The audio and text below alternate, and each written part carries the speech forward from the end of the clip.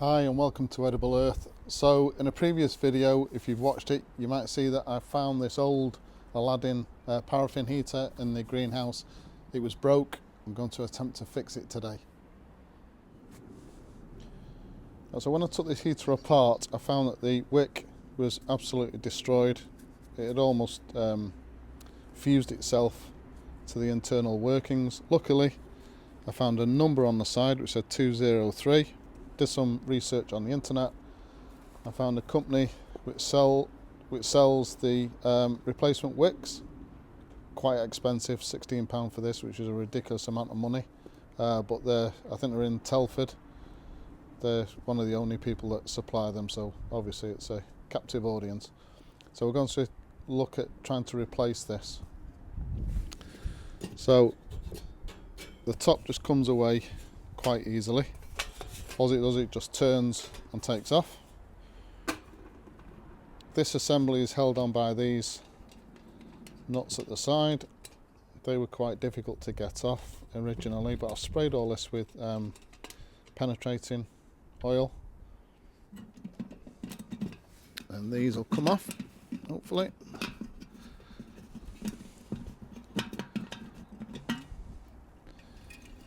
Okay. This just turns and comes out, and this comes off as well. These side wings here which hold on, they will actually come out. You're best off taking those out so you don't lose them, and that's what you're left with. And the wick actually sits around here and then comes out underneath to obviously soak up the paraffin and work.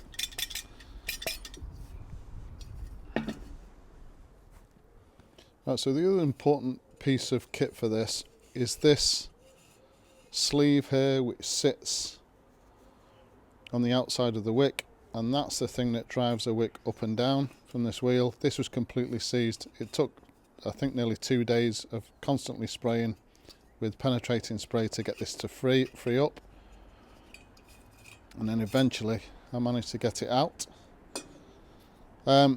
These are expensive as well. I think these are about £12 or £13 just for that piece of metal.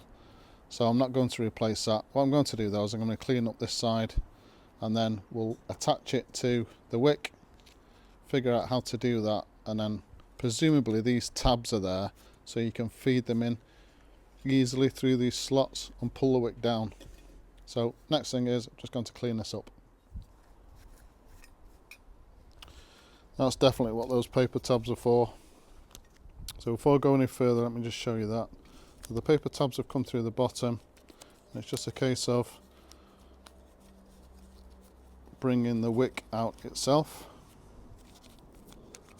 Bit fiddly, especially when you're trying to do it to the camera, but if I can do it, anybody can do it. I think this is the best way to do this, because getting this, I tried off camera to get this on its own, and it's quite fiddly. I think I need, so if you look on the inside, I think you need this round cylinder bit to actually give this some strength so that you can clip it on.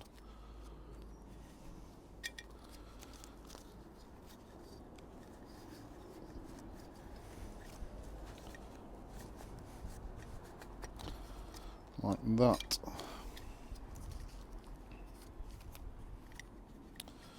Right, so as you can see, that's now over there, so this is now quite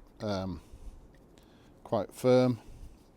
You can see on the inside you've got this track, which obviously this wheel moves up and down, and this part sits in there. So it's just a case of feeding that on like that. Feed that on, and I'm going to clip that in there, and I think that's how you do it.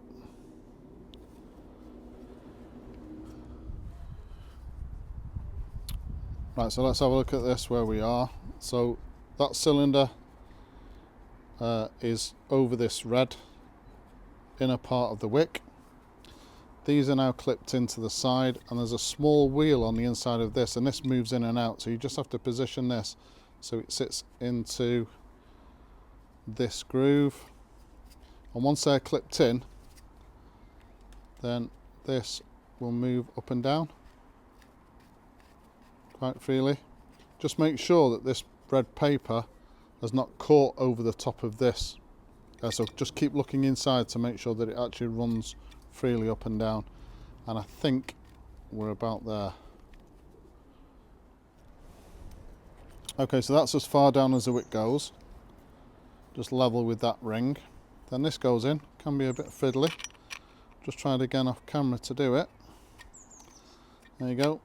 And that slots in to there like that. And then obviously the wick then comes up over that assembly.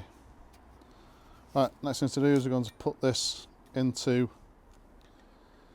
into the base of the heater.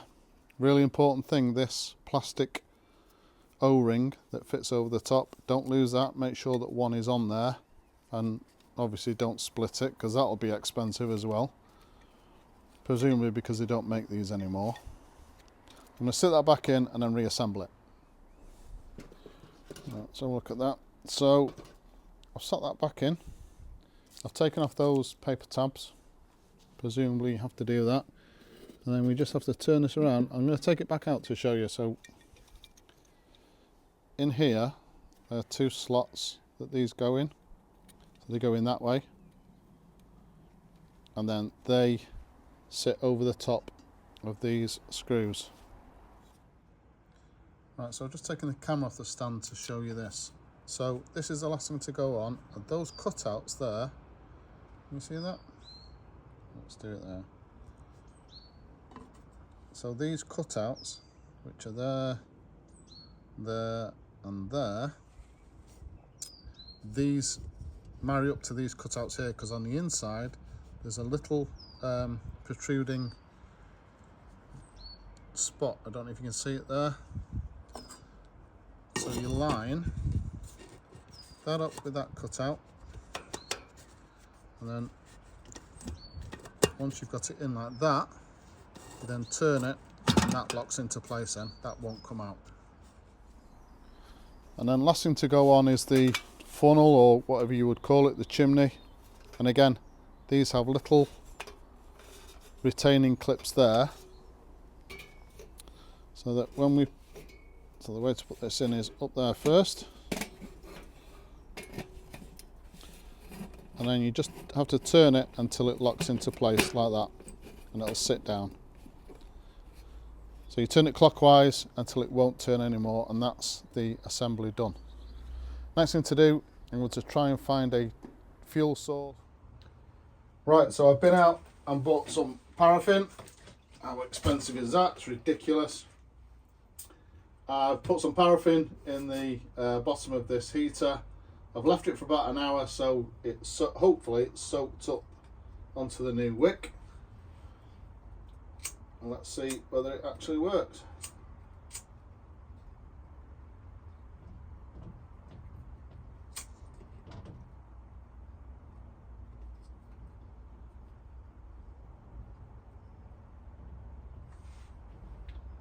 Well, it's doing something.